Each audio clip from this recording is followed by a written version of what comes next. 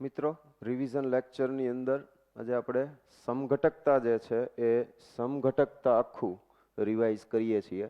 તો સમઘટકતાની અંદર બંધારણીય સમઘટકતા જે છે એ બંધારણીય સમઘટકતા એ આપણો આજનો મુખ્ય વિષય છે. એની અંદર આપણે ચર્ચા કરીશું અને રિવિઝન જે કંઈ છે એ કરીશું. થોડા ઘણા તમારા કંઈ ડાઉટ હોય તો એ ડાઉટ છે એ દૂર થાય એનો પ્રયત્ન કરીશ.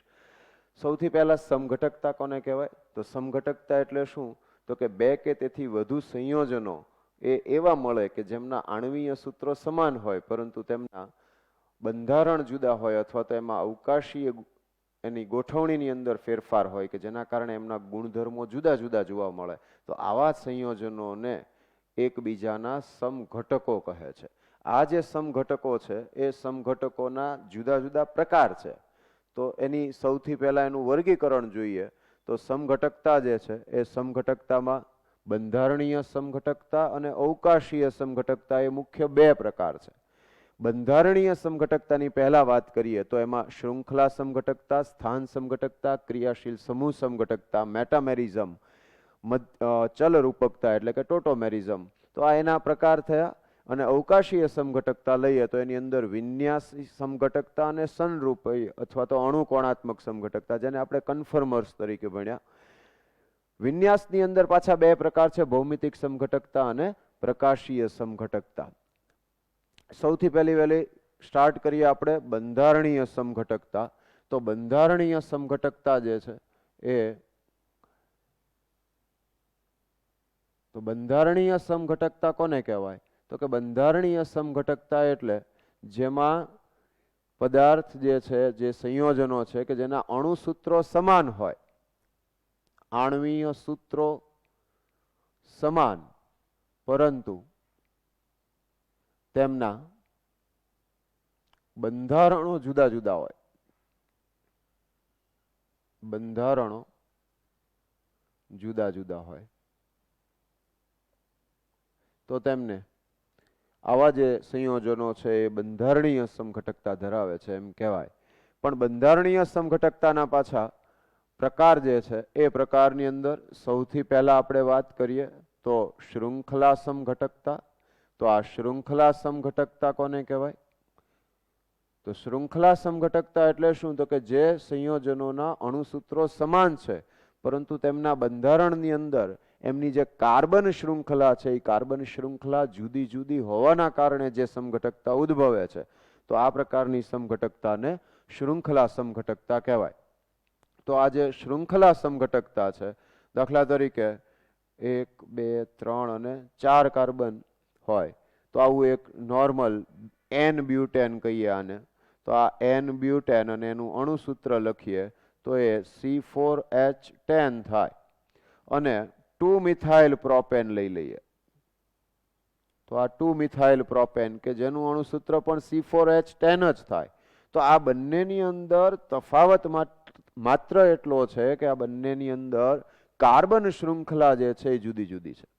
તો આવી જે સમઘટકતા છે તેને શૃંખલા સમઘટકતા કહેવાય. શૃંખલા સમઘટકતાની અંદર ક્રિયાશીલ સમૂહ પણ આવી શકે, પણ શરત એટલી છે કે એ ક્રિયાશીલ સમૂહનું સ્થાન છે એ કાર્બન શૃંખલામાં ન બદલાવવું જોઈએ. કાર્બન શૃંખલામાં ફેરફાર થાય માત્ર. દાખલા તરીકે આપણે અહીંયા આગળ CH3, CH2, CH2, CH2NH2 આ રીતે લઈએ તો આ 1, 2, 3, 4 1 એમિનો બ્યુટેન આવું થયું. અને જો હું આમ CH3, CH3, CH2NH2 આ રીતે લખું ત્યારે અહીંયા આગળ આ 1, 2 અને 3 તો 2 મિથાઇલ 1 એમિનો 2 મિથાઇલ પ્રોપેન. તો આ બંને એ સમઘટકો થયા કે જેની અંદર ક્રિયાશીલ સમૂહનું સ્થાન જે છે એ બદલાતું નથી, પણ કાર્બન શૃંખલા જે છે એ 1 માં 4 કાર્બન રેખીય શૃંખલામાં છે, જ્યારે બીજાની અંદર 3 કાર્બન છે અને વચ્ચેના કાર્બન ઉપર 1 મિથાઇલ છે. એટલે કાર્બન શૃંખલામાં ફેરફાર થયો. એટલે જ્યારે કાર્બન શૃંખલામાં ફેરફાર થતો હોય તો આ પ્રકારની જે સમઘટકતા છે એને આપણે શૃંખલા સમઘટકતા કહીશું. ઉદાહરણ તરીકે બીજું એક ઉદાહરણ જે આપણે આગળ લીધેલું છે એ ઉદાહરણ જોઈએ કે C6H12 અણુસૂત્ર ધરાવતા અને ચક્રીય બંધારણના શક્ય સમઘટકો જણાવો.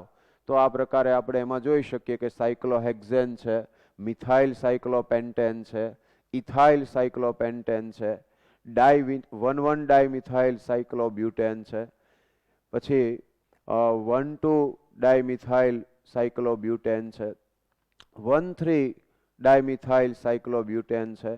તો અહીંયા આગળ જુદી જુદી જે સ્થિતિ છે કે જેમાં જેમાં કાર્બન શૃંખલા બદલાય છે. હવે એ મુખ્ય જે સમૂહ છે એમાં કાર્બન શૃંખલા બદલાય કે એની શાખામાં ફરીથી કાર્બન શૃંખલામાં કોઈ ફેરફાર થાય તો એ શૃંખલા સમઘટકતા છે.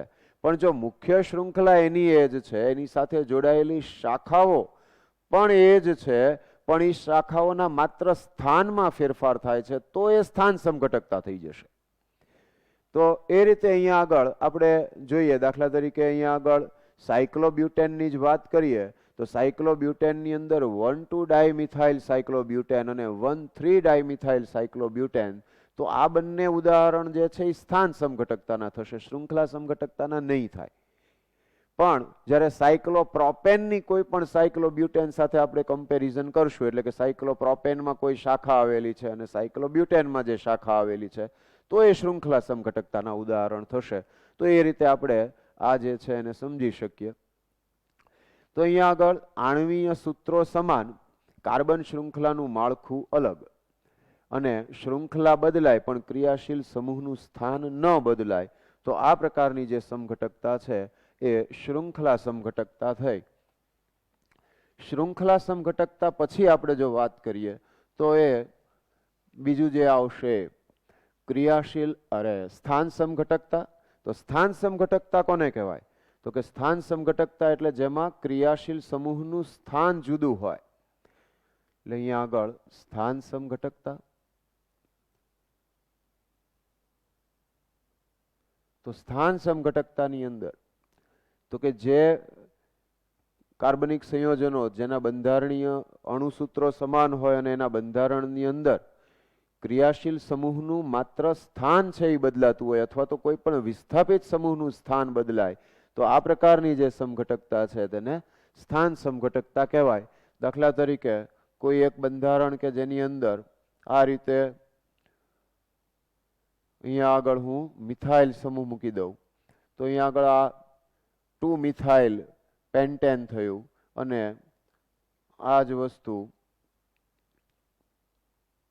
અહીંયા આગળ મિથાઇલ મૂકી દઉં તો 3 મિથાઇલ પેન્ટેન થાય. તો 2 મિથાઇલ પેન્ટેન અને 3 મિથાઇલ પેન્ટેન, તો અહીંયા આગળ માત્ર સ્થાનમાં ફેરફાર થાય છે, કાર્બન શૃંખલામાં કોઈ ફેરફાર નથી થતો. આ પ્રકારની જે સમઘટકતા છે તેને સ્થાન સમઘટકતા કહેવાય. આની જગ્યાએ તમે કોઈ પણ ક્રિયાશીલ સમૂહ મૂકીને પણ આવો ફેરફાર જે છે એ લઈ શકો. દાખલા તરીકે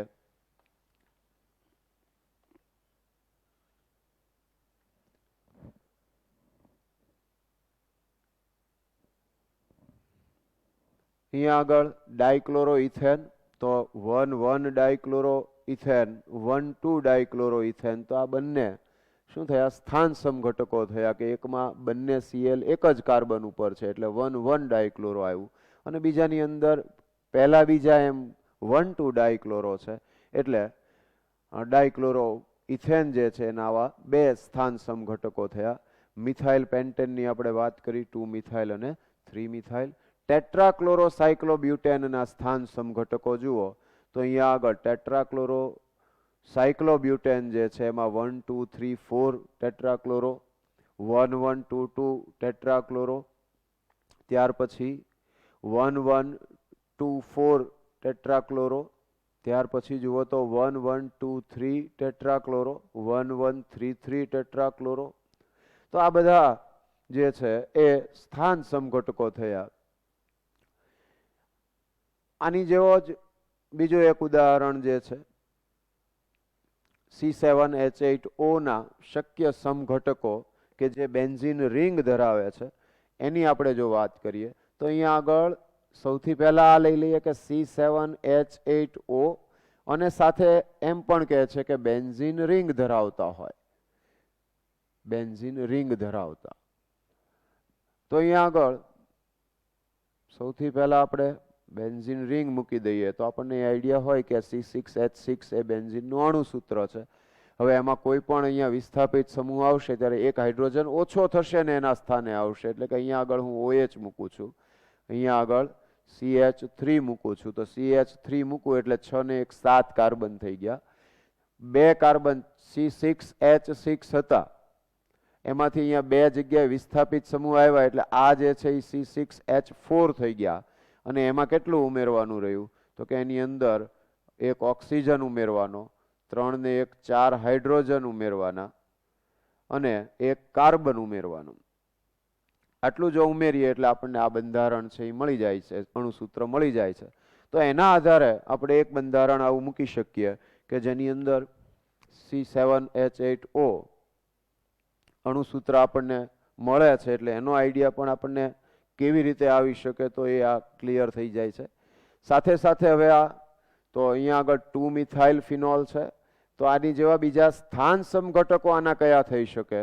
તો સ્થાન સમઘટકો માટે આપણે એવું કહીએ કે OH અને CH3 આવે તો મેટા સ્થાન ઉપર આવ્યું, અને જો પેરા સ્થાન ઉપર આવે તો આ જે 3 છે એના સ્થાન સમઘટકો થયા કે જેની અંદર ઓર્થોક્રેસોલ, મેટાક્રેસોલ અને પેરાક્રેસોલ, અથવા તો 2 મિથાઇલ ફિનોલ, 3 મિથાઇલ ફિનોલ અને 4 મિથાઇલ ફિનોલ. તો આ તમારા સ્થાન સમઘટકો થઈ ગયા કે જેની અંદર સ્થાન છે એ બદલાય છે. ત્યાર પછી આપણે બીજી જે સમઘટકતા છે તો એમાં ક્રિયાશીલ સમૂહ સમઘટકતા. તો ક્રિયાશીલ સમૂહ સમઘટકતા અણુસૂત્રો સમાન પરંતુ ક્રિયાશીલ સમૂહો છે એ જુદા જુદા હોય તો આ પ્રકારની સમઘટકતાને ક્રિયાશીલ સમૂહ સમઘટકતા કહેવાય.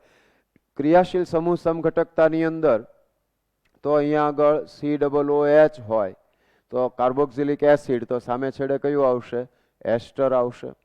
જો અહીંયા આગળ સલ્ફોનિક એસિડ લઈએ તો સામે SO3RM આપણે લેશું. એટલે એ રીતે અહીંયા આગળ સલ્ફોનિક એસિડનો એસ્ટર એમ. પછી એમાઇન છે એ એમાઇન હોય તો એ એમાઇન જે છે એ એના ક્રિયાશીલ સમૂહ સમઘટકો થશે. તો આ પ્રકારના ક્રિયાશીલ સમૂહ સમઘટકો માટે આપણે સરસ મજાનું કોષ્ટક છે એ આપેલું છે કે કયા કયા ક્રિયાશીલ સમૂહ સમઘટકો શક્ય છે. કેટલાક ઉદાહરણ આપણે વિશિષ્ટ છે એ જોતા જઈએ. તો જે એમાઇડ છે CONH2, તો CONH2 નો ક્રિયાશીલ સમૂહ સમઘટક જે છે એ ઓક્ઝાઇમ થશે. C double bond N bond OH હોય તો એને ઓક્ઝાઇમ કહેવાય. એટલે CH3CONH2 અને CH3CH double bond N bond OH જે છે એસિટોક્ઝાઇમ. ત્યાર પછી બીજું એક ઉદાહરણ લઈએ કે C2H6SO3, તો ઇથેન સલ્ફોનિક એસિડ. તો આ ઇથેન સલ્ફોનિક એસિડ તો એનો સલ્ફોનેટ એસ્ટર જે છે એ એનો સમઘટક થશે. ત્યાર પછી જે આપણે હમણાં થોડી વાર પહેલા વાત કરી એ જે ક્રેસોલ હતું 2 મિથાઇલ ફિનોલ જે છે, તો 2 મિથાઇલ ફિનોલને એનો આલ્કોહોલિક OH બનાવી દઈએ. એટલે કે CH3 જે છે એનો એક H દૂર કરીને ત્યાં OH મૂકીએ, CH2OH બનાવીએ તો એ જે CH2OH જે છે એ આલ્કોહોલિક OH છે અને 2 મિથાઇલ ફિનોલ જે છે એનો ફિનોલિક OH છે. તો એ આલ્કોહોલિક OH અને એરોમેટિક OH એમ એ બંને પણ ક્રિયાશીલ સમૂહ સમઘટકો થશે. ત્યાર પછી ક્રિયાશીલ સમૂહ સમઘટકતાનો જ એક ભાગ એટલે ચક્રીય શૃંખલા સમઘટકતા. તો આ ચક્રીય શૃંખલા સમઘટકતાની અંદર તો એ સમાન અણુસૂત્ર ધરાવતા 2 સંયોજનોમાં એક રેખીય બંધારણ અને એક ચક્રીય બંધારણ હોય તો તેને ચક્રીય શૃંખલા સમઘટકતા કહે છે. ચક્રીય શૃંખલા સમઘટક એક ક્રિયાશીલ સમૂહ સમઘટક તરીકે ઓળખાય છે, પરંતુ પ્રથમ અગ્રિમતા તેને ચક્રીય શૃંખલા સમઘટક તરીકે આપવામાં આવે છે. આ ખાસ યાદ રાખજો મિત્રો, કારણ કે કન્ફ્યુઝન અહીંયા જ આગળ હોય છે કે હવે એને ચક્રીય ગણવું કે ક્રિયાશીલ સમૂહ ગણવું. તો કે જો ક્રિયાશીલ સમૂહને અને ચક્રીય શૃંખલા બંને આપેલું છે તો ચક્રીય શૃંખલા સમઘટકતા, પણ ચક્રીય શૃંખલા સમઘટકતા નથી આપ્યું તો જ આપણે એને ક્રિયાશીલ સમૂહ સમઘટક તરીકે ઓળખીશું. આના ઉદાહરણની અંદર ખાસ કરીને આપણે આલ્કીન લઈ શકીએ, તો એ C3H6 દાખલા તરીકે પ્રોપીન લઈએ તો એ અને સાયક્લોપ્રોપેન, તો એ બંને જે છે એ ચક્રીય શૃંખલા સમઘટકો થઈ ગયા. એવી રીતે બ્યુટીન લઈએ તો એ બ્યુટીન અને સાયક્લોબ્યુટેન, એટલે 1 બ્યુટીન લ્યો કે 2 બ્યુટીન લ્યો તો એ બંને જે છે એના ચક્રીય શૃંખલા સમઘટકો સાયક્લોબ્યુટેન થશે અને મિથાઇલ સાયક્લોપ્રોપેન થશે. ઇથેન નાઇટ્રાઇલ, તો સાયનાઇડ જે છે એ સાયનાઇડનો ક્રિયાશીલ સમઘટક જે છે એ આઇસોસાયનાઇડ થાય છે, તો એ આઇસોસાયનાઇડ. સાથે સાથે આપણે કેટલીક નોંધ જે છે એ કરેલી, તો એ નોંધ ફરી વખત યાદ કરાવી દઉં કે ઓરડાના તાપમાને કેટલાક સંયોજનો અસ્થાયી હોવાને કારણે તેમને સંભવિત સમઘટકોમાં ગણતરીમાં લેવાતા નથી. તો એને આપણે યાદ રાખીશું કે એવા જેટલા પણ છે સમઘટકો કે જે સમઘટક તરીકે લખી તો શકાય છે પણ વાસ્તવિક રીતે એ રૂમ ટેમ્પરેચરે સ્થાયી નથી, માટે એને સમઘટક તરીકે ગણવામાં આવતા નથી. દાખલા તરીકે આવો જે એક બંધારણ છે NH આવે છે, તો આ એન્ટી એરોમેટિક છે, not count in isomers, isomer તરીકે એને આપણે ગણતરીમાં નહીં લઈએ. એક જ કાર્બન ઉપર 2 OH હોય તો એ હાઈલી અનસ્ટેબલ છે, ખૂબ જ અસ્થાયી છે, એટલે એવું બંધારણ મળતું નથી. એમાંથી એકચ્યુઅલી પાણીનો અણુ દૂર થઈ અને ત્યાં C ડબલ બોન્ડ O બની જતું હોય છે, એટલે એક કાર્બન ઉપર 2 OH જે છે એ અસ્થાયી છે, માટે તેને પણ આપણે નથી ગણતરીમાં લેતા સમઘટક તરીકે. C double bond C bond OH normally હવે આપણે ટોટોમેરિઝમ ચાલી ગયેલું છે તો ચલ રૂપકતામાં આપણને આઈડિયા હોય કે એસિટોન કે એસિટાલ્ડીહાઇડ જે છે તો એ જે ઘટકો છે તો એનું ઇનોલ ફોર્મ જે છે, તો ઇનોલ ફોર્મ છે એ હાઈલી અનસ્ટેબલ છે, તો આપણે એને ગણતરીમાં નથી લેતા સમઘટક તરીકે. પેરોક્સી એ ઓછા સ્થાયી છે અને હેમી એસિટાલ જે છે એ પણ ઓછા સ્થાયી છે, પરિણામે એમને આપણે સમઘટક તરીકે ગણતરીમાં નહીં લઈએ. ત્યાર પછી એક વારંવાર જે કન્ફ્યુઝન થતું હતું એ મેટામેરિઝમ. મેટામેરિઝમ અથવા તો એનું ગુજરાતી કંઈક મધ્યાવયતા આવું કરેલું છે, એટલે એ પણ વાંચતા રહેજો જેથી કરીને મગજમાં રહે કે આપણને મેટામેરિઝમ કોને કહેવાય, તો કે ક્રિયાશીલ સમૂહને જોડાયેલી જુદી જુદી આલ્કાઇલ શૃંખલાઓને કારણે મેટામેરિઝમ ઉત્પન્ન થાય છે. તો ક્રિયાશીલ સમૂહ જે હોય એ ક્રિયાશીલ સમૂહની આજુબાજુમાં જ્યારે એના આલ્કાઇલ સમૂહ, દાખલા તરીકે આપણે વાત કરીએ કે CH3 CH2 C double bond O bond CH2 CH3, તો અહીંયા આગળ પેન્ટેન 3 ઓન છે અને CH3 bond C double bond O bond CH2 CH2 CH3 pentane 2 on છે, તો આ બંને જે બંધારણો છે એ મેટામેર્સ પણ કહેવાય, કારણ કે અહીંયા આગળ જે ક્રિયાશીલ સમૂહ C ડબલ બોન્ડ O છે તો એની બંને બાજુએ ઇથાઇલ સમૂહ આવેલા છે. અહીંયા C ડબલ બોન્ડ O છે એની એક બાજુ પ્રોપાઇલ અને એક બાજુ મિથાઇલ આવેલો છે. તો આ રીતે જ્યારે પણ કોઈ પણ ક્રિયાશીલ સમૂહ કે જેની આસપાસમાં જુદા જુદા આલ્કાઇલ સમૂહને કારણે જે સમઘટકતા ઉદ્ભવે છે, તો આ પ્રકારની જે સમઘટકતા છે તેને મેટામેરિઝમ કહેવાય. મેટામેરિઝમ વખતે આપણે એવું ખાસ યાદ રાખીશું કે આપણે સ્થાન સમઘટકતા કે શૃંખલા સમઘટકતાને અવગણીએ છીએ, એટલે કે બંને એક સાથે નહીં કહી શકાય. દાખલા તરીકે અહીંયા આગળ પેન્ટેન 3 ઓન છે અને આ પેન્ટેન 2 ઓન છે, તો એ સ્થાન સમઘટકનું પણ ઉદાહરણ થયું, પણ આપણે બેમાંથી એક એટલે મેટામેરિઝમની ગણતરી કરતા હોઈએ ત્યારે આપણે નોર્મલી સ્થાન સમઘટકતા જે છે એને અવગણીશું. એવી રીતે ઇથર જે છે તો એ ઇથર પણ અહીંયા મેટામેરિઝમ છે એ શો કરશે, દર્શાવશે. તો એવા પણ આપણે જેટલા શક્ય છે એ ક્રિયાશીલ સમૂહોના ઉદાહરણ તમને દર્શાવેલા છે કે જેની અંદર ક્રિયાશીલ સમૂહની આજુબાજુમાં જ્યારે જુદા જુદા આલ્કાઇલ સમૂહ આવે તેના કારણે જે સમઘટકતા ઉદ્ભવે છે, તો આ પ્રકારની સમઘટકતા મેટામેરિઝમ કહેવામાં આવે છે. દાખલા તરીકે જુઓ ઇથર, તો ઓક્સિજનની બંને બાજુએ 2 કાર્બન હોય અને એકમાં ઓક્સિજનની એક બાજુ 1 કાર્બન ને બીજી બાજુ 3 કાર્બન હોય, તો અહીંયા આલ્કાઇલ સમૂહ જુદા છે. તો એ રીતે આલ્કાઇલ સમૂહ જુદા હોવાને કારણે આપણે જ્યારે એને સમઘટક કહીએ છીએ તો એ મેટામેરિઝમ થયું. એવી રીતે થાયોઇથર લઈ લો, તો થાયોઇથરમાં પણ સેમ વે સલ્ફર છે એની બંને બાજુએ બે બે કાર્બન છે ને એકમાં એક બાજુ 3 અને એક બાજુ 1 કાર્બન છે, તો એ મેટામેરિઝમનું ઉદાહરણ થયું. એવી જ રીતે જો એસ્ટરની વાત કરીએ તો એસ્ટરમાં પણ આવું કહી શકાય કે COO, પછી એક બાજુ 1 કાર્બન જે છે અને બીજી બાજુ 2 કાર્બન છે, બીજામાં બે બાજુએ બે બે કાર્બન થશે. તો એ રીતે આપણે એસ્ટર જે છે એને આપણે કહી શકીએ. ફિનાઇલ ઇથેનોએટ અને મિથાઇલ બેન્ઝોએટ પણ આ પ્રકારના ઉદાહરણ છે કે જેમાં સમૂહ છે એ આજુબાજુના જે બદલાઈ જાય છે અને એના કારણે જે સમઘટકતા ઉદ્ભવે છે તો એ મેટામેરિઝમ થયું. સલ્ફોનેટ એસ્ટરમાં પણ આ જ પ્રકારનું ઉદાહરણ આપણે આપી શકીએ. ત્યાર પછી 2 ડિગ્રી એમાઇન, તો બંને બાજુએ બે બે કાર્બન હોય, એકમાં એક બાજુ 1 કાર્બન અને એક બાજુ 3 કાર્બન હોય, તો આ પ્રકારનું ઉદાહરણ થયું. સેમ એક્ઝામ્પલ આપણે 3 ડિગ્રી એમાઇનમાં આપી શકીએ કે જેમાં એક બાજુ 3 કાર્બન છે, એક બાજુ 1, બીજી બાજુ 1 અને બીજા એક ઉદાહરણની અંદર બંને બાજુએ બે બે કાર્બન અને એક નાઇટ્રોજન ઉપર 1 કાર્બન છે. તો આ પ્રકારના જે ઉદાહરણ છે કે જેની અંદર ક્રિયાશીલ સમૂહ છે એ નથી બદલાતો. ક્રિયાશીલ સમૂહ આની અંદર ક્યારે બદલાયો કહેવાય તો કે 3 ડિગ્રી એમાઇન અને 2 ડિગ્રી એમાઇન એમ લ્યો ત્યારે એ ક્રિયાશીલ સમૂહ બદલાયો, તો એ ક્રિયાશીલ સમૂહ સમઘટકનું ઉદાહરણ થઈ ગયું. પણ જો 3 ડિગ્રી એમાઇન જ રહેતો હોય પણ એની આજુબાજુમાં માત્ર આલ્કાઇલ સમૂહ બદલાય છે ત્યારે એ મેટામેરિઝમ કહેવાશે.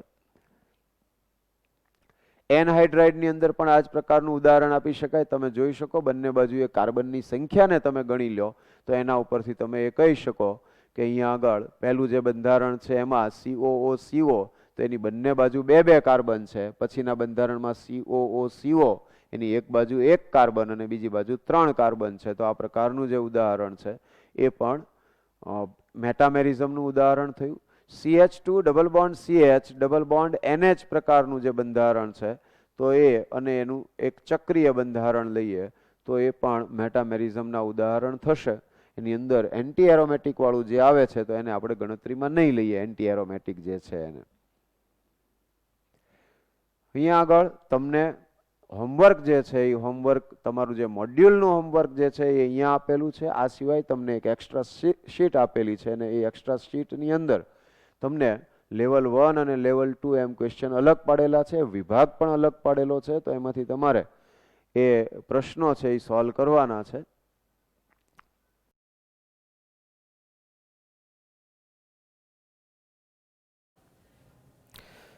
હેલો ફ્રેન્ડ્સ, અવકાશીય સમઘટકતાનો એક ભાગ જીઓમેટ્રિકલ આઇસોમેરિઝમ એટલે કે ભૌમિતિક સમઘટકતા.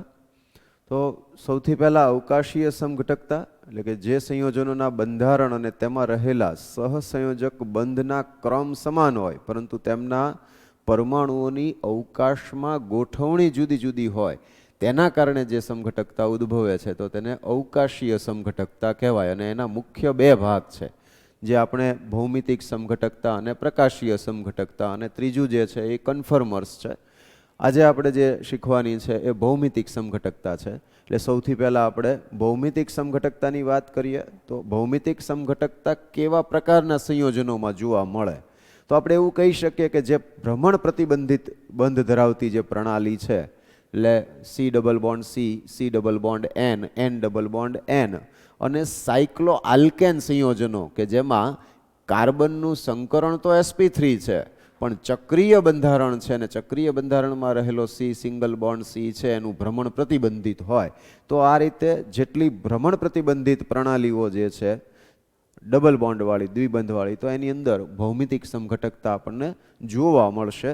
સાથે એક વધારાની વિગત જે અગાઉ વારંવાર આવી ચૂકેલી છે એ પણ તમને અહીંયા સાથે યાદ કરાવી દઉં કે ભૌમિતિક સમઘટકતા માટે બંધારણ સમતલીય હોવું જરૂરી છે. ઓકે, એના પ્રકારો જે છે એની અંદર C ડબલ બોન્ડ C, તો C ડબલ બોન્ડ C ની અંદર સીસ અને ટ્રાન્સ એમ બે ભૌમિતિક સમઘટકો જોવા મળે સામાન્ય રીતે આપણને. તો એમાં C ડબલ બોન્ડ C છે એની પ્રણાલી જે છે તો એ કાર્બન જે છે તો ડબલ બોન્ડ દ્વિબંધમાંનો દરેક કાર્બન જે છે તો એ એક કાર્બન સાથે બે જુદા સમૂહ હોવા જરૂરી છે. તો એ પ્રમાણે જોવા જઈએ તો આવું A2 અને B2 એમ બે પ્રકારના સમૂહો લઈએ તો એ બંને સમૂહો જો દ્વિબંધની એક જ બાજુએ આવેલા હોય સમાન સમૂહો તો આ પ્રકારના જે સમઘટક છે એને સીસ સમઘટક કહેવાય. અને સી ડબલ બોન્ડ સી જે છે એ દ્વિબંધની સામસામેની બાજુએ બે સમાન સમૂહ હોય તો આ પ્રકારની જે સમઘટકતા છે તેને ટ્રાન્સ સમઘટક કહેવાય. અહીંયા આગળ બે સમાન સમૂહો જે છે એ ઓછામાં ઓછા બે હોવા જોઈએ. એનો અર્થ એવો કરી શકીએ આપણે અહીંયા આગળ કે સી ડબલ બોન્ડ સી અને એને જો અહીંયા આગળ Cl H અને ધારો કે અહીંયા આગળ હું CH3 અને H આમ કહું તો અહીંયા આગળ આ દ્વિબંધવાળા જે બંને કાર્બન છે એ કાર્બનની જોડે એક કાર્બન ઉપર બે જુદા સમૂહ છે પણ બંને કાર્બન પાસે એક એક સમાન ઓછામાં ઓછો સમાન સમૂહ એક સમૂહ જે છે એ સમાન સમૂહ હોવો જોઈએ. તો આ જે બંધારણ થયું એને તમે સીસ કહી શકો. અને જો આ જ રીતે અહીંયા આગળ Cl H અહીંયા આગળ H અને આને CH3 આમ મૂકી દઈએ તો આ જે છે એ બંધારણ ટ્રાન્સ થઈ જશે, એટલે કે આ ટ્રાન્સ સમઘટક છે. તો સીસ અને ટ્રાન્સ આ પ્રકારે પણ દર્શાવી શકીએ. આ સિવાય આપણને જે જોવા મળે છે નોર્મલી તો એ બંધારણો જે છે એને આપણે આ રીતે દર્શાવી શકીએ કે જેની અંદર AB C double bond C AB પ્રકારના સંયોજનો, એટલે કે એમાં બંનેમાં બે બે સમૂહ જે છે એ સમાન છે. પછી AB C double bond C AD, એટલે આપણે હમણાં એક જોયું એમ કે જેમાં એક એક સમૂહ જે છે એ સમાન છે. A અને A એમ સમાન છે પણ B અને D એ જુદા સમૂહ છે એવું કહેવા માગે છે. અને જો ચારે ચાર સમૂહ જુદા જુદા હોય તો આ પ્રકારની જે સમઘટકતા છે એ EZ પ્રકારની સમઘટકતા થશે. પણ જો દ્વિબંધમાંના કોઈ એક જ કાર્બન ઉપર બે સમાન સમૂહ હોય તો તે ભૌમિતિક સમઘટકતા નહીં દર્શાવે. એટલે કે અહીંયા આગળ ધારો કે સી ડબલ બોન્ડ સી એક બાજુ CH3 છે એક બાજુ Cl છે પણ અહીંયા આગળ ધારો કે H અને H આવ્યું તો આ સીસ કે ટ્રાન્સ એવી એકેય પ્રકારની સમઘટકતા ન દર્શાવે. એટલે ક્યારે ન દર્શાવે એ પણ આપણા મગજની અંદર બહુ ક્લિયર હોવું જોઈએ. અને જે ચારેય જુદા જુદા છે તો એનું એક ઉદાહરણ અત્યારે લઈએ પછી ડિટેલમાં લેશું કે Cl H CH3 અને ધારો કે OH. તો અહીંયા આગળ ચારે ચાર સમૂહ જુદા જુદા છે તો ચારેય સમૂહ જુદા જુદા હોય તો E અથવા Z પ્રકારની સમઘટકતા થઈ. તો સમઘટકતાની અંદર ભૌમિતિક સમઘટકતાની અંદર આપણે આ રીતે સમજી શકીએ કે આટલા પ્રકારની સમઘટકતા આપણને જોવા મળશે સીસ ટ્રાન્સના સ્વરૂપે અથવા તો EZના સ્વરૂપે એ રીતે. ત્યાર પછી આવો એક પ્રશ્ન જે છે એ આપણે વારંવાર એની અંદર મુશ્કેલી આવતી હતી કે અત્યાર સુધી જોયા એ માત્ર સી ડબલ બોન્ડ સી. હવે એવી વાત કરી રહ્યા છીએ કે જેમાં એક ચક્રીય બંધારણ છે. ચક્રીય બંધારણનો કોઈ એક કાર્બન એ બહાર ડબલ બોન્ડ બનાવે છે અને આ સી ડબલ બોન્ડ સી ના સંદર્ભમાં ભૌમિતિક સમઘટકતા છે કે નહીં એમ ચેક કરવું છે. બરાબર સમજજો મિત્રો આમાં કે સી ડબલ બોન્ડ સી અને અહીંયા આગળ ધારો કે H અને H હોય તો સ્વાભાવિક છે કે એક જ કાર્બન ઉપર બે સમાન સમૂહ થઈ ગયા તો એ ભૌમિતિક સમઘટકતા ન દર્શાવે. હું અહીંયા એક H અને અહીંયા CH3 લઉં તો પણ હજુ આ ભૌમિતિક સમઘટકતા નહીં દર્શાવે. કેમ સમજો બરાબર કે સી ડબલ બોન્ડ સી જે છે A C double bond C નો જે કાર્બન છે એ કાર્બનની જોડે બે જુદા સમૂહ હોવા જોઈએ. હવે આ બે જુદા સમૂહ એટલે કેવી રીતે તો કે એની ક્લોકવાઇઝ એન્ટી ક્લોકવાઇઝ અને ક્લોકવાઇઝ એમ બંને રીતે જુદા જુદા સમૂહ ક્રમમાં આવવા જોઈએ. દાખલા તરીકે અહીંયા આગળથી તમે આ રીતે આમ બંધારણમાં આગળ વધો તો અહીંયા આગળ શું આવશે CH2 અહીંયા પણ CH2 અને આમ એન્ટી ક્લોકવાઇઝ આવો આ રીતે તો પણ CH2 આવશે. એનો અર્થ એમ થયો કે અહીંયા આગળ બંને જગ્યાએ સમૂહો જે આવેલા છે એ સમાન છે અને આ સ્થિતિમાં એ ભૌમિતિક સમઘટકતા ન દર્શાવે. તો એ સીસ ટ્રાન્સ પ્રકારની સમઘટકતા ક્યારે દર્શાવશે તો અહીંયા આગળ હવે જે ઉદાહરણ આપેલું છે એના ઉપર થોડું ધ્યાન આપો તો અહીંયા આગળ આ ન દર્શાવે એ કેમ ન દર્શાવે એ મેં તમને સમજાવ્યું. આ એટલા માટે નહીં દર્શાવી શકે કે આ બાજુનો જે ચક્રીય બંધારણવાળો જે કાર્બન છે એ કાર્બન ઉપર તો બે જુદા સમૂહ છે, અહીંયા CCl2 છે અને અહીંયા CH2 છે, પણ આ જે કાર્બન છે એના ઉપર બે હાઇડ્રોજન આવી ગયા એટલે બે સમાન સમૂહ થઈ ગયા અને દ્વિબંધમાંના કોઈ એક જ કાર્બન ઉપર બે સમાન સમૂહ આવેલા હોય તો તે ભૌમિતિક સમઘટકતા ન દર્શાવે. પણ આ બંધારણ છેલ્લું જોઈએ તો એની અંદર આ સી ડબલ બોન્ડ સી, આ CH3, આ H, અહીંયા CCl2 અને અહીંયા CH2, એટલે કે અહીંયા આગળ ક્લોકવાઇઝ અને એન્ટી ક્લોકવાઇઝ ક્રમમાં જુદા સમૂહ આવે છે. તો એ રીતે જોવા જઈએ તો આ જે સી ડબલ બોન્ડ સી દ્વિબંધના કારણે એ GI છે એ દર્શાવે છે. ત્યાર પછી ચક્રીય બંધારણમાં ભૌમિતિક સમઘટકતા. તો ચક્રીય બંધારણની અંદર તો કે ચક્રીય બંધારણની અંદર તમારે બે જે આમ લઈ લઈએ અથવા બ્યુટેન લઈ લઈએ કે જેમાં બે sp3 કાર્બન એ એવા હોવા જોઈએ કે જેના દરેક કાર્બન ઉપર બે જુદા સમૂહ આવેલા હોવા જોઈએ. દાખલા તરીકે આપણે જો આ બે કાર્બનની વાત કરીએ તો આ બંને કાર્બનની ઉપર એક હાઇડ્રોજન છે, બીજો મિથાઇલ છે, એક હાઇડ્રોજન બીજો મિથાઇલ છે. અહીંયા આગળ બંનેને ડેશ બોન્ડ અને વેજ બોન્ડથી દર્શાવ્યા છે. આ જે ડેશવાળો જે છે એ ડેશ બોન્ડ કહેવાય અને આ જે છે એ વેજ બોન્ડ કહેવાય. વેજ બોન્ડનો અર્થ એવો થાય કે એ સમતલથી ઉપર બહારના ભાગમાં આવે છે. ડેશ બોન્ડનો અર્થ એવો થાય કે એ સમતલની પાછળના ભાગમાં છે. તો એ રીતે એને આપણે સમજી શકીએ. તો અહીંયા આગળ જો બંને મિથાઇલ જે છે એ એક જ બાજુએ છે તો બે સમાન સમૂહ એક જ બાજુએ છે તો સીસ સમઘટક થશે અને બે સમાન સમૂહ સામસામેની બાજુએ આવ્યા. CH3 છે એ સમતલની ઉપરના ભાગમાં બહારના ભાગમાં અને બીજો CH3 છે એ સમતલની પાછળના ભાગમાં, એટલે કે ટ્રાન્સ સમઘટક થયો.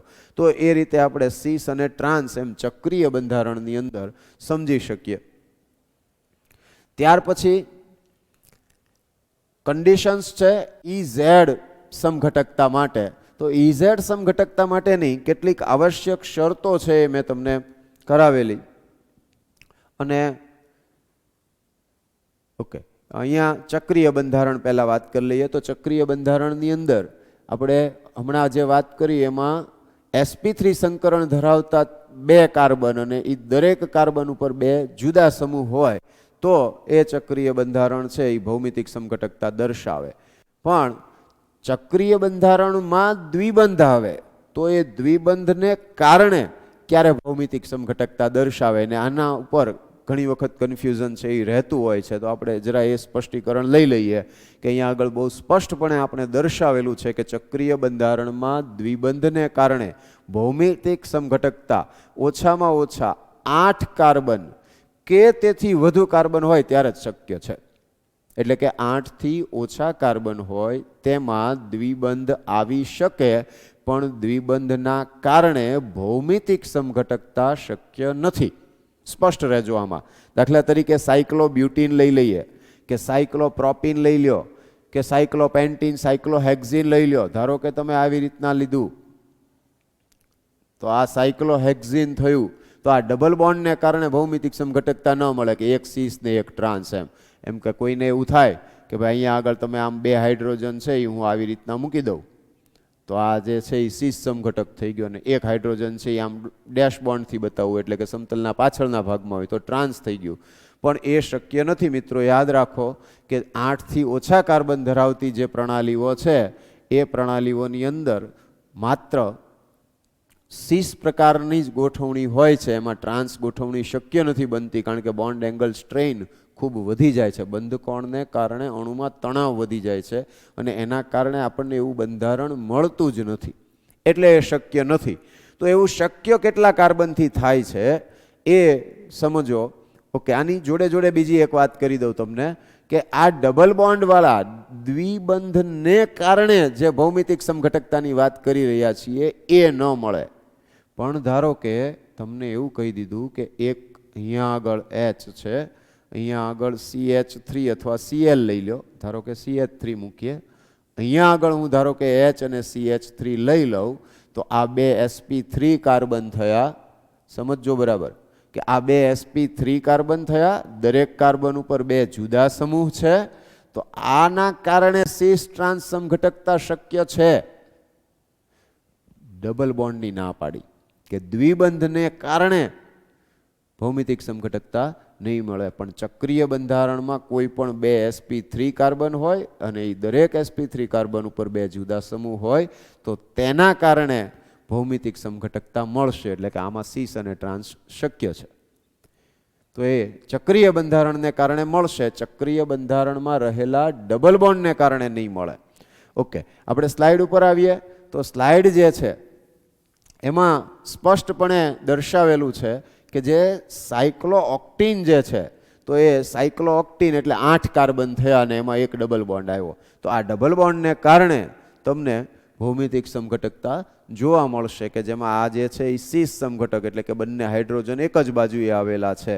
પણ જ્યારે આ પ્રકારનું બંધારણ એટલે આ ઓક્ટીન જ છે પણ એ ઓક્ટીનની અંદર બંધારણની ગોઠવણી તમે જુઓ તો અહીંયા એક હાઇડ્રોજન છે ઉપરના ભાગમાં છે, એક નીચેના ભાગમાં છે, એટલે કે એકબીજાથી વિરુદ્ધ દિશામાં છે. તો ટ્રાન્સ સાયક્લોઓક્ટીન થયું. તો એ ઓક્ટીન જે છે તો સીસ સાયક્લોઓક્ટીન અને ટ્રાન્સ સાયક્લોઓક્ટીન એમ આપણને મળશે. એવું જ સાયક્લોડેકીન જે છે 10 કાર્બન હોય એટલે 9 કાર્બન છે, 10 કાર્બન છે, એની અંદર આપણને સીસ ટ્રાન્સ સમઘટકતા જોવા મળશે. તો અહીંયા આગળ સાયક્લોડેકીનમાં પણ સીસ અને ટ્રાન્સ, જો બે હાઇડ્રોજન એક જ બાજુ હોય તો સીસ થાય અને જો બે હાઇડ્રોજન સામસામેની બાજુએ હોય તો એ ટ્રાન્સ થશે. ત્યાર પછી ક્યુમ્યુલિન્સની અંદર, ક્યુમ્યુલિન્સનો અર્થ એવો થાય કે સી ડબલ બોન્ડ સી એટલે કે કાર્બન કાર્બન વચ્ચે બે કે બે કરતાં વધુ દ્વિબંધ આવતા હોય ત્યારે આપણે એને ક્યુમ્યુલિન્સ કહેતા હોઈએ છીએ. ક્યુમ્યુલિન્સમાં બે પ્રકાર છે, બેકી ક્યુમ્યુલિન્સ અને એકી ક્યુમ્યુલિન્સ. તો બેકી ક્યુમ્યુલિન્સની વાત કરીએ તો અહીંયા આગળ બે દ્વિબંધ આવતા હોય એવું બંધારણ છે એ દર્શાવેલું છે. પણ આપણે બહુ સ્પષ્ટપણે આગળ એવી વાત કરી ગયેલા છીએ કે બેકી ક્યુમ્યુલિન્સ જે છે તો એ બેકી ક્યુમ્યુલિન્સ એ ભૌમિતિક સમઘટકતા ન દર્શાવે પણ એકી સંખ્યાના ક્યુમ્યુલિન એટલે કે જો 3 દ્વિબંધ આવતા હોય તો એ 3 દ્વિબંધ જે છે એ ભૌમિતિક સમઘટકતા દર્શાવશે. એટલે કે એકી સંખ્યાના ક્યુમ્યુલિન ભૌમિતિક સમઘટકતા દર્શાવે, બેકી સંખ્યાના જે છે આ બેકી સંખ્યાના છે તો એ ન દર્શાવે. કારણની આપણે વિગતવાર ચર્ચા કરેલી છે, અત્યારે ડિટેલમાં નહીં જઈએ, પણ આ બંધારણ સમતલીય ન હોય એટલે ન દર્શાવે. અને અહીંયા આગળ એકી ક્યુમ્યુલિન્સ જે છે તો એ એકી સંખ્યાના ક્યુમ્યુલિન્સ જે છે એ સમતલીય હોવાને કારણે એમાં સીસ ટ્રાન્સ સમઘટકતા જોવા મળશે. શરત એટલી છે કે છેડા ઉપરના બંને કાર્બન ઉપર બે જુદા સમૂહ હોવા જોઈએ. હવે સી ડબલ બોન્ડ એન પ્રણાલીમાં ભૌમિતિક સમઘટકતા, તો સી ડબલ બોન્ડ એન પ્રણાલીમાં ભૌમિતિક સમઘટકતા માટે આપણું એ ધ્યાન હોવું જોઈશે કે એ જે સી ડબલ બોન્ડ એન પ્રણાલી આપણને મળે છે એ આલ્ડીહાઇડમાંથી મળે છે કે કીટોનમાંથી મળે છે. ખબર કેવી રીતે પડશે? તો સી ડબલ બોન્ડ એન જે હશે, આ જે સી ડબલ બોન્ડ એન છે તો A C double bond એનના carbon ઉપર જો બે આલ્કાઇલ સમૂહ હશે તો સ્વાભાવિકપણે એટલો ખ્યાલ આવી જાય કે એ કીટોનમાંથી મળે છે. અને જો એક આલ્કાઇલ અને એક હાઇડ્રોજન હોય તો એનો અર્થ એવો થાય કે એ આલ્ડીહાઇડમાંથી મળે છે. એને આપણે સીસ અને ટ્રાન્સને બદલે થોડી અલગ રીતે એટલે કે સીન અને એન્ટી એવું નામ આપીએ છીએ. કેવી રીતે જોશું? તો આલ્ડીહાઇડ હોય તો આલ્ડીહાઇડના સી ડબલ બોન્ડ એન જે છે તો હાઇડ્રોજન આલ્ડીહાઇડ હશે તો એમાં ઓલવેઝ હાઇડ્રોજન પ્રેઝન્ટ હોય કાર્બન ઉપર. એટલે હાઇડ્રોજન અને લોન પેર સામ સામે આવેલા હોય તો આ પ્રકારનો જે સમઘટક છે એને આપણે સીન કહીશું. અને જો હાઇડ્રોજન અને લોન પેર એક જ બાજુ આવેલા હોય તો આપણે એને એન્ટી સમઘટક કહીશું. એ જ વસ્તુ કીટોનની અંદર થોડી ચેન્જ થઈ જશે કે જેની અંદર કીટોન જે છે, હવે કીટોનની અંદર એવી શક્યતા રહે કે એ બે આલ્કાઇલ ગ્રુપ સરખા આવી જાય. જો બે આલ્કાઇલ ગ્રુપ સમાન હોય તો આપણે જાણીએ છીએ કે સી ડબલ બોન્ડ એન કે સી ડબલ બોન્ડ સી એક જ કાર્બન ઉપર બે સમાન સમૂહ આવેલા હોય તો ભૌમિતિક સમઘટકતા ન મળે. એટલે કે આ પ્રકારનું જે બંધારણ અહીંયા દર્શાવ્યું છે એમાં સમઘટકતા ન મળે. પણ ધારો કે આપણે એને ફેરવી નાખીએ કે સી ડબલ બોન્ડ એન, હું અહીંયા આગળ CH3 મૂકું, અહીંયા આગળ C2H5 મૂકું. આ જે છે એ એક બાજુએ શું આવશે? લોન પેર આવશે અને એક બાજુએ કોઈ પણ સમૂહ Z આવે છે. તો આ પ્રકારનું જે બંધારણ છે એ બંધારણની અંદર આપણને ભૌમિતિક સમઘટકતા સીન કે એન્ટી જે છે એ જોવા મળશે. હવે એમાં સીન અને એન્ટી એટલે કે કીટોનમાં, કીટોન કેમ ખબર પડે? તો કે સી ડબલ બોન્ડમાંનો એનમાંનો જે કાર્બન છે એ કાર્બન ઉપર બે આલ્કાઇલ સમૂહ હશે અને બે જુદા હશે. આલ્ડીહાઇડમાં એક આલ્કાઇલ હશે અને બીજો હાઇડ્રોજન હશે એટલે એ ફેર હશે.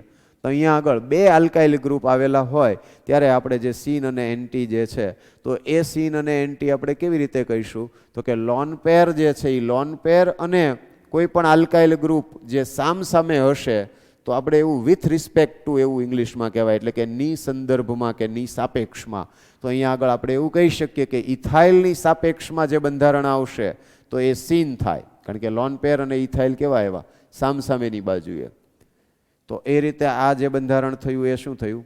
સીન. શાની સાપેક્ષમાં? તો કે ઇથાઇલની સાપેક્ષમાં. અને જો મિથાઇલની સાપેક્ષમાં કહીએ તો એ એન્ટી થઈ જશે. એટલે આનું આ જ બંધારણ તમે એન્ટી પણ કહી શકો. તો શું લેવું પડે? તો કે મિથાઇલની સાપેક્ષમાં. તો આ રીતે આપણે એને રજૂ કરી શકીએ. જેની સાપેક્ષમાં કયો છો એ સ્પષ્ટ કરવું કીટોનની અંદર બહુ જરૂરી છે.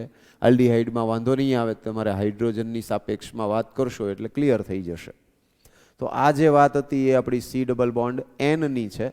ત્યાર પછીનું નેક્સ્ટ જોઈએ તો A N double bond N, એટલે કે એઝો પ્રણાલી જે છે. તો એઝો પ્રણાલીમાં પ્રમાણમાં સરળ છે. એન ડબલ બોન્ડ એન એટલે બંને નાઇટ્રોજન ઉપર લોન પેર આવેલી છે. તો ત્યાં આગળ સીન એટલે સીસ એવું તમે લઈ શકો, એન્ટી એટલે ટ્રાન્સ એમ તમે સમજી લો. તો એવું કહેવાય કે બે લોન પેર એક જ બાજુએ આવેલી હોય તો એ સીન સમઘટક થઈ ગયો. બે લોન પેર સામસામેની બાજુએ આવી તો એ એન્ટી સમઘટક થઈ ગયો. દાખલા તરીકે મિથાઇલ અને મિથાઇલ સામસામે છે એમ કયો, અથવા લોન પેર અને લોન પેર સામસામે છે તો એન્ટી. લોન પેર અને લોન પેર એક જ બાજુએ છે તો સીન સમઘટક થઈ ગયો. એ જ વસ્તુ ફિનાઇલ, ટૂંકમાં એન ડબલ બોન્ડ એન સાથે જુદા જુદા સમૂહો જોડાયેલા હોય. આપણે એટલું જ જોવાનું રહે કે નાઇટ્રોજનની જે લોન પેર છે એ લોન પેરને આધારે આપણે એને સીન કે એન્ટી કહી શકીએ. ઈ ઝેડ સમઘટકતાની વાત કરીએ. એકાદ ઉદાહરણ આપણે લીધું છે. ઈ અને ઝેડ સમઘટકતા માટે આપણે જે આરએસ નામકરણની અંદર જે નિયમો હતા એ અને ઈ ઝેડ માટેના જે નિયમો છે, નિયમો સરખા છે. નિયમો શું કહે છે? તો કે તમારે નંબરિંગ કરવાનું છે. આરએસ નામકરણની અંદર 1, 2, 3, 4 એમ નંબરિંગ કરવાનું હોય છે. અહીંયા આગળ આપણે માત્ર એક જ નંબર આપીએ તો પણ ચાલે. કેવી રીતે? તો કે સી ડબલ બોન્ડ સીનો એક જે કાર્બન છે એ કાર્બનની એક જ બાજુએ આવેલા બે સમૂહોમાંનો સીધો જોડાયેલો પરમાણુ, એટલે કે અહીંયા સી બોન્ડ એફ અને સી બોન્ડ સી છે. તો આ એફ અને સી, કાર્બનનો પરમાણુ ક્રમાંક 6, ફ્લોરિનનો 9. તો તમારે પરમાણુ ક્રમાંકને આધારે તમે નક્કી કરી શકો જેનો પરમાણુ ક્રમાંક વધુ હોય એ એક નંબર થશે. અહીંયા આગળ જોઈએ તો આપણે ટૂંકમાં એવું યાદ રાખી શકીએ કે જો અહીંયા આગળ બંને બે કાર્બન છે, અહીંયા બે કાર્બન છે, તો કોને એક નંબર આપવો? તો અહીંયા આગળ સી સિંગલ બોન્ડ સી છે અને અહીંયા સી ડબલ બોન્ડ સી છે, તો ડબલ બોન્ડવાળાને પ્રાયોરિટી આપવાની. તો એ રીતે અહીંયા આગળ એક નંબર આવશે. એક નંબર અને એક નંબર જો સામ સામે આવતા હોય તો એવો જે સમઘટક છે એને ઈ સમઘટક કહેવાય. અને જો એક નંબર અને એક નંબર એક જ બાજુએ આવેલા હોય તો આ પ્રકારના સમઘટકને ઝેડ સમઘટક કહેવાય. જરા એક નંબર અને બે નંબર જોઈ લઈએ તો અહીંયા સી ટ્રિપલ બોન્ડ CH છે, આમાં ડબલ બોન્ડ છે. ડબલ બોન્ડવાળા કરતાં ટ્રિપલ બોન્ડવાળો છે એ પ્રાયોરિટીમાં આવશે, એટલે કે એને એક નંબર આપીશું. અહીંયા આગળ CH2OH છે, બેઉમાં કાર્બન સરખો જ છે, બે હાઇડ્રોજન સરખા જ છે, પણ એની પછીનો કયો? તો કે અહીંયા ઓક્સિજન છે ને અહીંયા કોણ છે? ક્લોરિન છે. એટલે ક્લોરિનવાળાને પ્રાયોરિટી મળી કે જેમાં સરખા પરમાણુઓ આવતા હોય તો એની પછીના એમ પરમાણુઓ આપણે જોવાના હોય છે. તો અહીંયા આગળ બંને એક નંબર છે એ એક જ બાજુએ આવે છે તો એને ઝેડ સમઘટક કહીશું. તો ઈ ઝેડ સમઘટકતા જે છે એ આ રીતે આપણે દર્શાવીએ. હવે એક અગત્યનો પ્રશ્ન, ભૌમિતિક સમઘટકોની સંખ્યા. તો જો આલ્કીનમાં બંને છેડા જુદા હોય ત્યારે કુલ ભૌમિતિક સમઘટકોની સંખ્યા તો કે 2n, જ્યાં n બરાબર શું લેવાનું થાય? તો કે સ્ટીરિયો સેન્ટર. જો આલ્કીન સમાન છેડા ધરાવે તો જ પ્રશ્ન આવે. એટલે મોટા ભાગના તમારા બંધારણો જે હોય છે એની અંદર છેડા છે એ જુદા જુદા હોય, એટલે તમારે બહુ સરળ થઈ જાય. સૂત્ર છે એ 2n વાપરો એટલે વાત પૂરી થઈ જાય. પણ અવકાશીય સમઘટકોની વાત કરી રહ્યા છીએ અહીંયા આગળ આપણે. જો એમાં સમાન છેડા હોય તો n બરાબર બેકી સંખ્યા છે કે n બરાબર એકી સંખ્યા એ જોવાનું. સમાન છેડા જુદા જુદા હોય. હવે અહીંયા છેડા જુદા જુદા હોય એનો અર્થ એવો થાય કે દ્વિબંધ હોય, દ્વિબંધની બંને બાજુએથી જુદા જુદા સમૂહો આવેલા હોય. તો અહીંયા આગળ જો સમાન હોય, બંનેના સરખા ભાગ કરી શકાતા હોય, એ કદાચ વધારે સરળ બનશે વાક્ય. તો બંનેના સરખા ભાગ થઈ શકતા હોય તો બે શક્યતાઓ આવે. n બરાબર બેકી સંખ્યામાં છે કે n જે છે એ એકી સંખ્યામાં છે. તો બેકી સંખ્યા માટે 2n-1 પ્લસ 2n/2 -1 થાય, જ્યારે એકી સંખ્યા માટે શું થાય 2n-1 પ્લસ 2n-1 આખાના છેદમાં 2 આવશે. તો એ પ્રમાણે જોઈએ તો આવું એક ઉદાહરણ લઈએ તો અહીંયા CH3 CH double bond CH bond CH double bond CH CH2 CH3 આને ધ્યાનથી જુઓ તો તમે કોઈ પણ પ્રકારે એના બે સરખા ભાગ ન કરી શકો. તમે પ્રયત્ન કરી જુઓ, બરાબર. એક તો 1 2 3 4 5 6 અને 7 કાર્બન છે. 1 2 3 અહીંથી તમે ભાગ પાડવા જાઓ તો અહીંયા આગળ તમે જોઈ શકો કે એક બાજુ CH2 CH3 છે, એક બાજુ CH3 CH double bond CH છે, એટલે શક્ય નથી. એનો અર્થ એમ થયો કે આમાં છેડા સરખા નથી. તો એનું સૂત્ર જે છે એ સરળ છે, 2n છે. હવે n એટલે કે સ્ટીરિયો સેન્ટરની સંખ્યા નક્કી કરવામાં કેટલાકને મુશ્કેલી પડે છે. તો સ્ટીરિયો સેન્ટરની સંખ્યા નક્કી કરવી બહુ સરળ છે. જેટલા C ડબલ બોન્ડ C અથવા તો એવો ભાગ કે જેના ઉપરથી ભૌમિતિક સમઘટકતા શક્ય છે એને સ્ટીરિયો સેન્ટર કહેવાય. દાખલા તરીકે તો C ડબલ બોન્ડ C, તો અહીંયા આગળ આ જે કાર્બન છે C ડબલ બોન્ડ C વાળા, તો એક બાજુ CH3 એક બાજુ H, એનો અર્થ કે બે જુદા સમૂહ છે. અહીંયા આગળ એક બાજુ H અને એક બાજુ આ આખો સમૂહ, એટલે કે બે જુદા સમૂહ છે. એનો અર્થ કે અહીંયા આગળ તમને ભૌમિતિક સમઘટકતા શક્ય છે. એનો અર્થ કે આ તમારું એક સ્ટીરિયો સેન્ટર થયું. એ જ રીતે અહીંયા પણ એક સ્ટીરિયો સેન્ટર થશે. તો ટોટલ સ્ટીરિયો સેન્ટર જે છે એ 2 થયા. તો 2n ઘાત એટલે 2 નો વર્ગ 4 એ તમારા કુલ સમઘટકોની સંખ્યા થઈ ગઈ. બીજું એક એક્ઝામ્પલ લઈએ. આવું એક એક્ઝામ્પલ લીધું છે આપણે. તો અહીંયા આગળ ભૌમિતિક સમઘટકતા ક્યાં ક્યાં શક્ય છે પહેલાં એ જોઈ લો. જેટલી જગ્યાએ શક્ય છે એટલા તમારા સ્ટીરિયો સેન્ટર છે. અહીંયા C ડબલ બોન્ડ C જે છે આ CH ડબલ બોન્ડ CH, તો ત્યાં શક્ય છે. તો આ તમારું એક સ્ટીરિયો સેન્ટર થઈ ગયું. અહીંયા આગળ CH ડબલ બોન્ડ CH એટલે આ એક સ્ટીરિયો સેન્ટર થઈ ગયું. અહીંયા CH ડબલ બોન્ડ CH2 છે તો આ સ્ટીરિયો સેન્ટર ન થાય, કારણ કે આ કાર્બન ઉપર 2 સમાન સમૂહ આવી ગયા એટલે શક્ય નથી. તો બીજે ક્યાં થઈ શકે હજુ? તો કે અહીંયા 2 દ્વિબંધને કારણે થશે, અહીંયા નહીં થઈ શકે, કારણ કે 6 જ કાર્બન વાળું ચક્રીય બંધારણ છે. પણ આ 2 કાર્બન જે છે એને તમે ધ્યાનથી જુઓ તો એ sp3 કાર્બન છે, અને sp3 કાર્બન હોવાને કારણે એ સ્ટીરિયો ભૌમિતિક સમઘટકતા દર્શાવે, એટલે કે સ્ટીરિયો સેન્ટર જે છે એ ત્યાં જોવા મળશે. તો કુલ સ્ટીરિયો સેન્ટર જે છે એ 3 થઈ ગયા. છેડા જોઈ લો તો છેડા બંનેના જુદા છે, અથવા તો 2 સરખા ભાગ નથી થઈ શકતા. માટે 2 ની 3 ઘાત પ્રમાણે 8 ભૌમિતિક સમઘટકો છે એ મળશે. નેક્સ્ટ એક્ઝામ્પલ તમે અહીંયા જાતે પણ તમે કરી શકશો કે અહીંયા આગળ જે છે એ CH ડબલ બોન્ડ CH, એક સ્ટીરિયો સેન્ટર આ થઈ ગયું તમારું, એક સ્ટીરિયો સેન્ટર આ ચક્રીય બંધારણ થઈ ગયું, એક C ડબલ બોન્ડ C વાળું જે છે એ થાય, બીજો જે C ડબલ બોન્ડ C છે એ પણ થશે. તો તમારા અહીંયા આગળ 1 આ 2 3 અને 4 સ્ટીરિયો સેન્ટર થશે. અને બીજું કે એના 2 સરખા ભાગ નથી થઈ શકતા. બાકીનું કામ તમે જાતે કરી નાખજો. આ રીતે લઈ લઈએ અહીંયા. તો અહીંયા આગળ તમે જોઈ શકો કે ચક્રીય બંધારણને કારણે ભૌમિતિક સમઘટકતા મળશે કે નહીં? ઓકે, શક્ય નથી. કેમ? તો કે એક કાર્બન ઉપર તો 2 જુદા સમૂહ છે, પણ બીજો એવો કોઈ કાર્બન નથી કે જેના ઉપર 2 જુદા સમૂહ હોય. એટલે કે આ 2 જે સાયક્લોપ્રોપાઇલ રિંગ જે દર્શાવી છે એ રિંગને કારણે ભૌમિતિક સમઘટકતા નહીં મળે. પણ આ CH ડબલ બોન્ડ CH અને CH ડબલ બોન્ડ CH ને કારણે તો ભૌમિતિક સમઘટકતા શક્ય છે. તો તમારા ત્યાં આગળ ભૌમિતિક સ્ટીરિયો સેન્ટર છે એ 2 થઈ ગયા. એક વાત.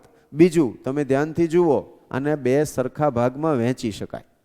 તો 2 સરખા ભાગમાં વહેંચી શકાય તો તમારે સૂત્ર છે એ પ્રમાણે પાછું વાપરવું પડશે કે બેકી સંખ્યાના સ્ટીરિયો સેન્ટર છે, 2 સરખા ભાગ થાય છે.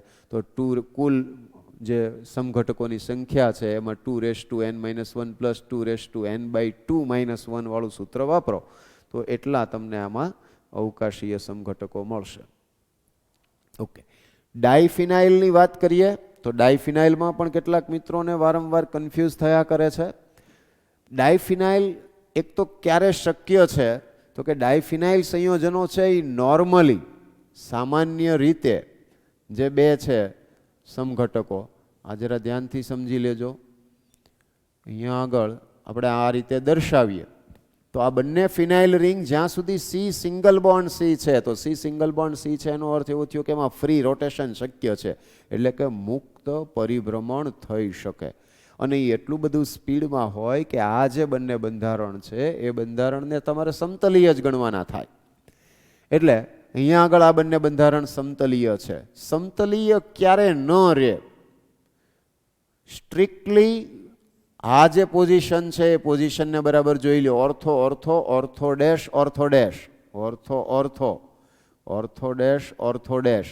અહીંયા આગળ કોઈ ગ્રુપ આવે છે અને બલ્કી ગ્રુપ, મોસ્ટલી બધા ગ્રુપ જે છે એ તમે અહીંયા આગળ ઓર્થો ઓર્થો ઓર્થો ડેશ ઉપર આવે. એટલે કે ધારો કે અહીંયા તમારે NO2 છે, અહીંયા COOH છે, અહીંયા આગળ NO2 છે ને અહીંયા COOH છે, આવા ગ્રુપ આવ્યા. તો આ જે ગ્રુપ આવ્યા છે એ બલ્કી ગ્રુપ્સ છે કે જેની વચ્ચે અપાકર્ષણ થશે. એ અપાકર્ષણને નિવારવા માટે, એને દૂર કરવા માટે આ બંને રિંગ એકબીજાને લંબ રૂપે ગોઠવાય. એટલે કે આપણે એવું કહી શકીએ કે ધારો કે એક ફિનાઇલ રિંગ આ રીતે સમતલમાં છે તો બીજી લંબમાં આ રીતે આવશે, તો આમ એકબીજાને લંબ રૂપે ગોઠવાય. તો જો એકબીજાને લંબ રૂપે ગોઠવાય એટલે સમતલીય નથી. અને તમે જાણો છો કે સમતલીય ન હોય એ બંધારણ માટે ભૌમિતિક સમઘટકતા શક્ય નથી. તો આપણે એવું કહી શકીએ કે ડાયફિનાઇલ ટેટ્રા વિસ્થાપિત ડાયફિનાઇલ હોય સંયોજનો એ ભૌમિતિક સમઘટકતા ન દર્શાવે. પણ જો 3 ફિનાઇલ રિંગ આવી જાય, એટલે તમે અહીંયા જોઈ શકો છો 3 ફિનાઇલ રિંગ વાળું આપણે એક ઉદાહરણ લીધું છે. અને એ 3 ફિનાઇલ રિંગ વાળું જે ઉદાહરણ લીધું છે કે જેમાં ઓર્થો ઓર્થો ઓર્થો ડેશ એ રીતે એ વિસ્થાપિત સમૂહો આવેલા છે. તો આ વિસ્થાપિત સમૂહોને જરા ધ્યાનથી જોઈ લેજો કે BR અને CL, CL અને CL, CL અને CL, ફરી પાછા BR અને CL છે. તો જ્યારે 3 રિંગ આવશે તો આ ત્રણેય રિંગના ઓર્થો ઓર્થો સ્થાન, ઓર્થો ડેશ સ્થાન જે છે એ એમાં કોઈક સમૂહો આવેલા છે ને એ સમૂહોને કારણે શું થશે તો કે બંને ફિનાઇલ રિંગ વચ્ચે અપાકર્ષણ થાય એટલે એકબીજાને લંબ ગોઠવાય. એટલે સ્થિતિ કંઈક આવી થઈ કે આ 2 ફિનાઇલ રિંગ એકબીજાને લંબ આ રીતે ગોઠવાણી, તો ત્રીજી ફિનાઇલ રિંગ જે છે એ આને લંબ ગોઠવાય તો આમ જ ગોઠવાશે. તો અહીંયા સ્થિતિ એવી આવી કે પહેલી રિંગ અને ત્રીજી રિંગ એ એક જ સમતલમાં આવે છે. એટલે પહેલી અને ત્રીજી એક જ સમતલમાં આવે એટલે બંધારણીય સમતલીય થયું. તો ત્યાં એ બંધારણ જે છે એ ભૌમિતિક સમઘટકતા દર્શાવશે.